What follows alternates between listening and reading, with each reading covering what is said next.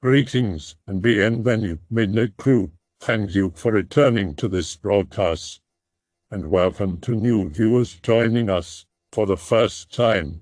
If you like a video, then feel free to subscribe. So I have a story for you that you, people might be able to explain. Be me, 2018. Get diagnosed with diabetes at age 30 because of fat. Start eating healthy and go hiking. 2019, I lost some weight, my wife supports me, and hiking is our new hobby. Invite friends often to hike as a new activity, show them all the good spots we discovered. This one time in November we drank the night before and it got much later into the night than we planned. Good times all around. Next day we are kinda hungover, so we sleep in and start hiking way too late. It's already getting dark on the way there. No problem. Been there once before, I'll find the way. We wanted to hike in this ravine. It's pretty cool, has a waterfall which is awesome, but the stone path is slippery, mossy and wet. It's kinda remote and unknown, too, so all around untouched nature, but we definitely need the torchlights. In before, not a skinwalker story. The things that happened are not even that exciting, but it was kinda unnerving at the time. So we walk through the forest that leads to the ravine, when a fog raises up and makes it hard to see. Not spooked yet, it's just really dense fog. When we go inside the ravine we admire the natural formations of rock, lots of mushrooms and in general liking the nature. The fog makes it nicer on pictures, too. Then Frenda asks if we heard that. Confused glances. No one heard anything. Shrug it off, probably some animal. Some time passes and we make good time getting down to the deepest point. Then friend B thought it would be funny to start climbing into one of the small caves, where some kind of wooden box was lying, joking that it might be a drug stash. While climbing the idiot drops his phone, so now he really has to get down there to get it. We waited around for him to make his way into this narrow cave, kinda worried he could get stuck. The box, surprise surprise, was not a drug stash, just an empty rotten box. He fiddles a while around in piles of dried leaves, finally finds his phone. Suddenly says, "What are those drums?" None of us up here can hear any drums. I make some Mines of Moria joke, that now the goblins will come to eat him. Drums in the deep. We cannot get out, I keep quoting, cause I'm just that funny. He gets stern and insists. "No, Anon, I'm serious, I'm hearing drums." Frenda now chimes in and confirms that he believes what he heard earlier sounded like drums, too. Friend B is still calm, just confused and makes his way back up. Pressing his back into the rock to get out, the last few meters we pull him up. All agree that this was a stupid thing to do. Are you still hearing drums? I ask him. Faint. Eyebrows are raised. Like down there? No, I think from there. He points in the direction we are heading anyway. At this point I'm thinking that A and B are making this shit up, because it's dark and spooky. Wifey is getting nervous by all this talk. She doesn't like spooks, at all. Wants us to stop talking about it. We continue on our way. 15 minutes or so later. Goosebumps. Now I can hear the drums. They sound like they are some way ahead. Clear as day, but they don't sound like any drums I have heard so far. Hard to describe, the sound kinda changed pitch. Now I ask, if the others can hear the drums, empty looks from them. Wife gets really pissed. I tell her not to worry, it's probably some hippies smoking in a circle. Don't really believe that myself, it's November and freezing, she doesn't buy it either. We continue walking, we still have like an hour of walking ahead before reaching the halfway point. Finally, all of us are hearing the drums, including my wife, who doesn't find this trip enjoyable at all now. Drums getting louder, sounding like they are around the corner. Then they stop. Friend A suddenly goes off the path, going to the spot where the drums seem to come from last. Suddenly exclaims, "What the fuck?" We go after him and find a rock.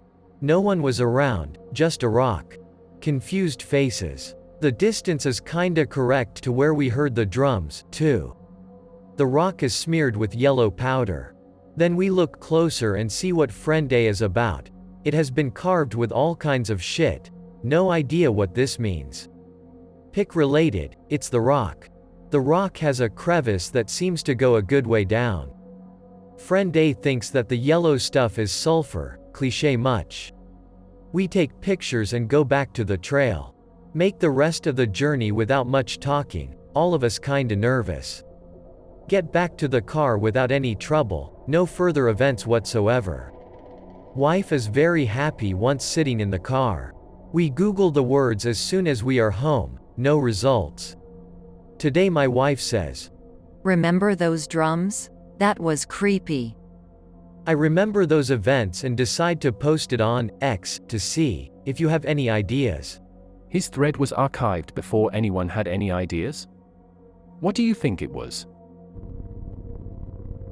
The summer of 2003. At the time I was 9 years old. My parents bought a house in Italy. Small, cute and safe little town near a lake. At night I used to sit on some rocks and look at the lake. While doing it, I see a white figure dancing above the water. It looks human, but I can't figure out much about it. I get spooked and run away. Tell my parents but they don't believe me. Go the next night and try to see if I can find the figure again. Nope. Keep doing it for around 3 weeks. Eventually see it again. This time it's swimming. Get closer and try to speak with it. Looks at me and just stares. Fades away. Continue doing the same thing as I did before for a few days. While looking at the lake, I feel something touching me. Behind me it's the white figure. It's around 2 meters tall, unisex and glowing. No eyes, no features. I am spooked as fuck but somehow feel that it won't hurt me. Sit back on the rock, and it sits right next to me. It does nothing but look at the lake and at me. Eventually I start talking about things while it looks at me. Does not say a word or do anything but listens to me. Eventually I left as I was getting tired. It just keeps looking at me while I depart. The next night the same thing happens. I just talk to it. Do this for around 2 months. Eventually I have to leave the town. The last night in town tell it that I must leave and that I hope to see it again someday. It gets up and starts to dance on the water again. It keeps dancing until it fades away. I say goodbye to it and I can feel sadness but also gratitude coming from it. Going back home, I met with an old lady. She tells me that it was nice what I did, talking to it. I am surprised, and ask her about what she means. She told me that she can also see it and that she saw me every night talking to it. She believes that it is a benevolent spirit that is watching and mimicking people. It saw people dance and it started to dance. It saw people swim and it started to swim, etc. Return after a year, but I did not encounter it again. I am glad I was able to met it, whatever it was. A day or so after Grandpa passed. We're at his house, cleaning it. I am about 7 to 8 years old. Sit in the living room where the piano is. Dad is in the kitchen. Piano suddenly plays a few tones. Run to Dad and tell him. He obviously doesn't believe me and is too distraught by the passing of his father. A few weeks or so after, my aunt tells Dad she felt a presence in the house, and that things were being rearranged. A few months later we're in the winter cabin, which Grandpa built. Middle of making lunch and getting ready to go outside. TV turns on at max volume. Dad turns it off. Later the same afternoon, TV turns on at max volume again. Dad presses the power button. Nothing happens. Presses it a few more times before unplugging it. TV dies, but does so kinda slowly. A few nights after, I'm sleeping on the couch, passed out to some kids movie probably, and Dad is sleeping in his bedroom.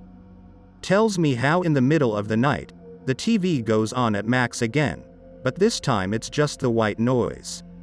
He runs out. TV on full blast, lighting up the room. I am dead asleep. Dad pulls the power again, unplugs the speakers, unplugs everything. Carries me into the bedroom with him. I never wake up.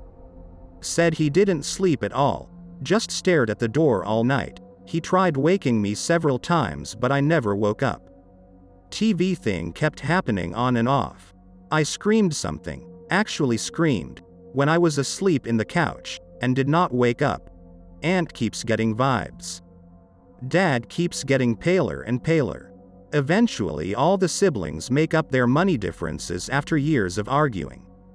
It all stops. Not anything especially spooky or anything, but it's the only real ghost story I can think of outside of the haunted barn house thing where I grew up.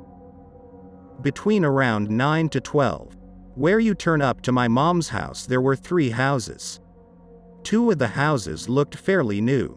The big barn house looking thing was completely run down, windows smashed everywhere, etc. Never saw anyone in there, nor in any of the other houses. Every now and then when I would walk past, I'd see something move in there. Mostly you could just see old sewing machines and the like, but sometimes you'd see a shape that would usually stay for a while and then move. One time me and a friend went to check it out because he didn't believe me. It's getting late. We get there and immediately see something run past a door inside. I heard a loud sound that sounded like a starting tractor. We GTFO. We force another poor friend to join us, and one night we set out to explore the house. The old broken door creaks open horribly loud. Hear a grinding noise from upstairs. Nobody wants to go in, and the second I took one step further, the lights on the floor above flickered for a second. Loud tractor noise. Run like hell. About half a year later in the winter, I see footprints go in and out of the house. No cars, no people, no tire tracks, just footsteps. Try to peek inside. Grinding noise starts again. Go home. Around age 12 I see that there's a car outside. I walk up to it and try to see if anyone is home anywhere.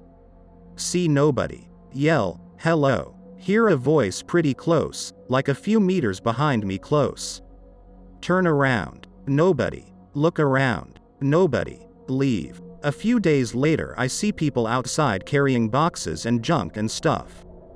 They all look rather distressed. Go up to a middle-aged guy. Ask him if he knows what happened to the barn house. The barn is fine, no? Ask him if he's the original owner. No, my mother was. Everyone has slowed down and is looking at me all weird. Was? Look, we got a lot of stuff to move out of here, and we all just want to go back home. Leave. As I look back, they're all watching me walk away.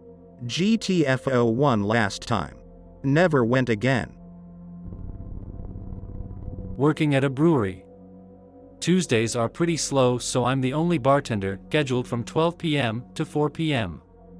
One week a guy comes in, and as he approaches the bar he guesses my name. Are you Anan Ananderson? Yes, that's me. Why? He tells me he remembers me.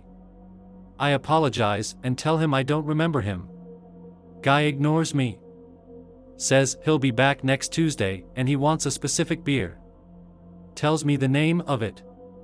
Says I need to have it ready for him before he walks through the door. Says he'll show up around 12:30. If I have the beer set up for him, I'll get a huge tip. Guy leaves.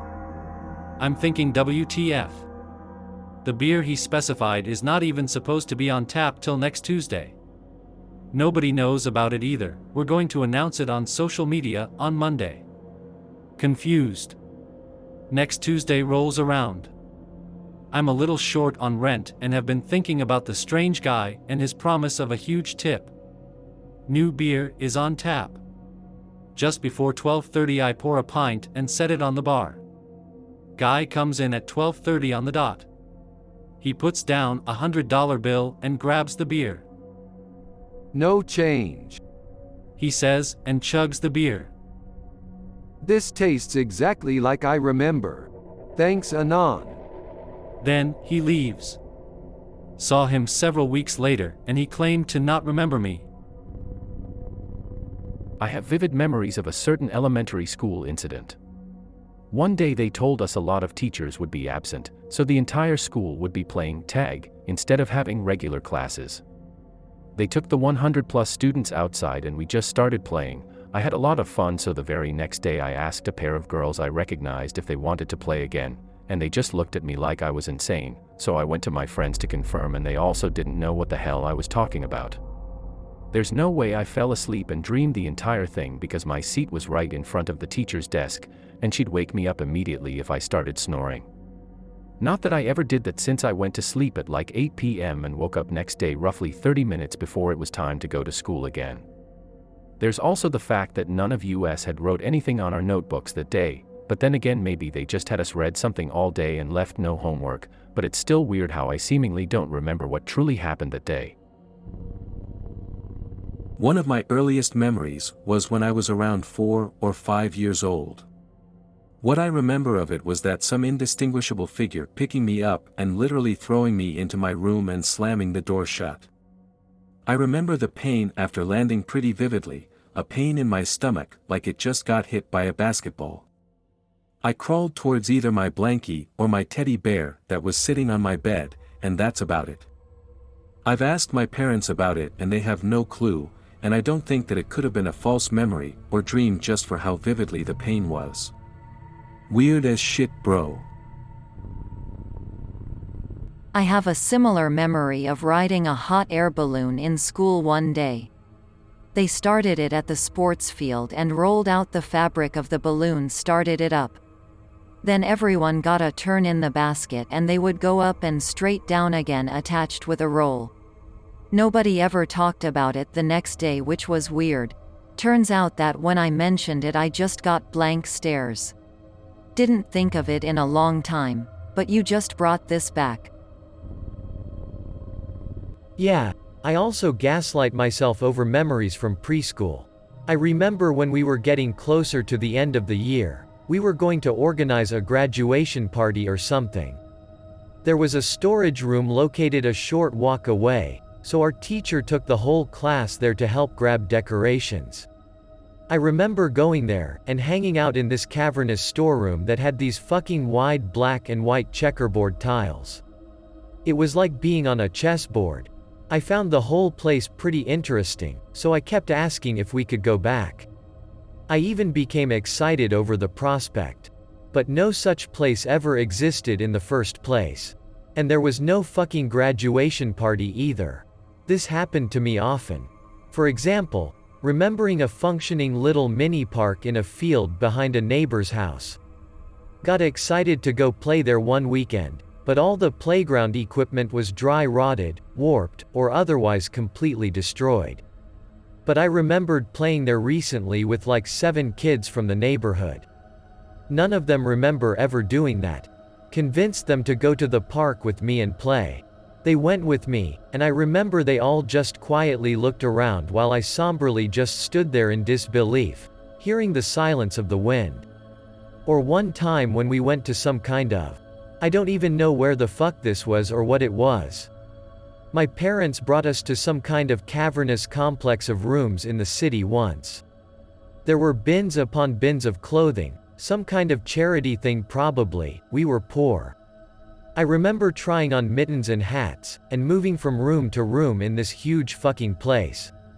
But we left empty-handed, and when I asked if I could go back, of course nobody ever knew what the hell I was talking about. I have tons of memories like this, that progressively became rarer and rarer as I aged. I'm pretty sure it was just my spongy young brain. But sometimes I like to think I was oscillating between realities. I hope that you enjoyed tonight's broadcast. If you enjoyed tonight's story, then please subscribe to the channel, as more green texts will appear daily. A new broadcast will appear when the clock strikes midnight Central Time.